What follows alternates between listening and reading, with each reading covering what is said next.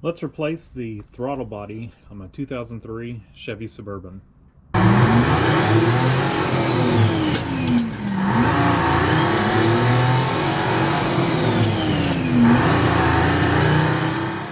So as I said, we are going to be replacing the throttle body today. And the reason we're doing that is it's occasionally throwing a P0220 code. And I should have saved the freeze frame data. It's thrown the code probably 3 or 4 times. The time before last, I do think I recall looking at some freeze frame data for it, and it was showing a mismatch between the two throttle position sensors in the throttle body. On these drive-by wire throttle bodies, there's 2 throttle position sensors that it compares the values between, and if they disagree, and there's probably a percentage, if they disagree over a certain percentage, whatever it is, it'll throw that code and go into reduced power mode. And that's what it had done occasionally. Now, a while back, as part of this troubleshooting on this, I did clean the throttle body, and you know, it set the code about 3 days ago again. So it's throwing the code about every 3 months. So and when it does it, it is an inconvenience. I do keep a code scanner in there so I can clear it, but I mean, it is truly reduced engine power. You can drive super slow when that code is set. So we want to address that. I did take my top-down scan tool and just kind of did some slow throttle presses with the engine off, and it has it's the throttle actuator control test or live data in top-down, and it'll actually tell you if the accelerator pedal position, which is the accelerator pedal, also has 2 sensors in it, and like I said, the throttle body does. It'll tell you if both of those agree. Not accelerator pedal against throttle, but the 2 accelerator pedal position sensors against each other, and the 2 throttle position sensors against each other. And running that test, I did see occasionally the throttle position sensor, the 2 sensors were disagreeing. So I think that's what's actually causing the code to set. So we're going to replace the throttle body. Here's our throttle body. This is a GM, original GM parts. I'll put a link in the description to it. And I would recommend going back with a GM. And there it is. So it is pretty simple to replace. Now, one thing to note, you do have 2 coolant ports on the bottom of it. One goes to the engine and one goes to the radiator. If you're thinking about replacing coolant hoses, now would be a good time to go ahead and replace those. So just keep that in mind, because you do need to take them off. So good time to replace them. And I've got them right here, gates. So I will be doing that. I will set up some time lapse. My install will be a little bit different because of this air raid tube. I mean, it's still 2 clamps, but on the stock you do have a little fitting, a little push connector that goes into the intake tube, so you'll have to just pop that out. My air raid tube does not have that, so just the 2 clamps, pull the air raid, or pull your intake tube off. Then you have I guess I can show you. You have your wire connector here. Again, your clamps for your intake tube. This is the one I was talking about for the upper radiator hose that goes into the stock intake tube. So just pop that out. And then you have 3 bolts that hold the throttle body, or 3 nuts. This one, and this one. You'll need to take those off. And then your 2 hoses down here. It's pretty simple. So I will set up some time lapse. Y'all can watch me do this. It's a pretty quick and easy job.